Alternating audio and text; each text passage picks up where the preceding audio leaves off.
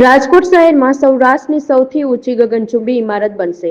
રાજકોટ મહાનગરપાલિકાએ ગુજરાત સરકારની toll building policy હેઠળ ઐતિહાસિક નિર્ણય લેતા સૌરાષ્ટ્રની અત્યાર સુધીની સૌથી ઊંચી ગગનચુંબી ઇમારત સ્કાયલાઇન, જેની ઊંચાઈ 145.15 મીટર છે, તેને મંજૂરી આપી. આ નિર્ણય રાજકોટ શહેરના અર્થતંત્ર, ઇન્ફ્રાસ્ટ્રક્ચર અને આધુનિક શહેરી આયોજનમાં એક નવા યુગની શરૂઆતનું પ્રતીક બનશે.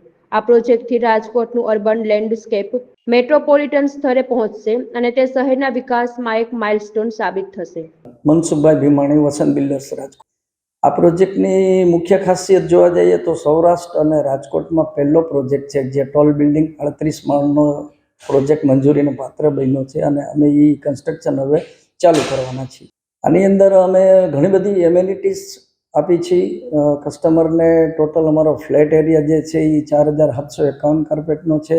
એની અંદર અમે 4 બેડરૂમ આપ્યા છે, મોટા સર્વન્ટ રૂમ આપેલ છે અને લિવિંગ આપેલ છે, કિચનના ડબલ કિચન આપેલ છે, પૂજા રૂમ આપેલ છે, હોમ થિયેટર રૂમ આપેલ છે અને પર્સનલ 2 લિફ્ટ આપેલ છે જે કસ્ટમરો ઓપરેટ કરી શકે only for flat holders.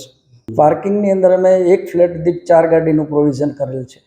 Commercial only for અમારે રિંગ રોડ ઉપર 6 શોરૂમ છે માત્ર, અને 6 શોરૂમ ફર્સ્ટ ફ્લોર ઉપર છે જે રેસિડન્ટ સાથે કાંઈ કનેક્શન નથી. એનું એમ્યુનિટીઝમાં અમે જોવા જઈએ તો સ્પોર્ટ છે, ફન છે, હેલ્થ માટેની છે, લાઇબ્રેરી છે, હોમ થિયેટર છે, જીમ છે, ઘણી બધી 39 પ્રકારની એમ્યુનિટીઝ અમે આપવાના છે.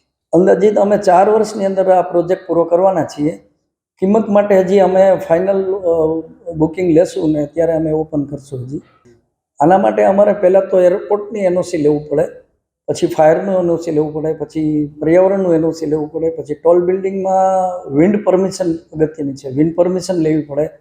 આ બધા પેપર વર્ક પૂરા કર્યા પછી કોર્પોરેશનમાં સબમિશન અમારે થાય, પછી કોર્પોરેશન દ્વારા ગાંધીનગર મોકલવામાં આવે સચિવાલયમાં, ત્યાંથી પછી ફાઇનલ મંજૂરી અમને કોર્પોરેશનને આપે, કોર્પોરેશન અમને આપે.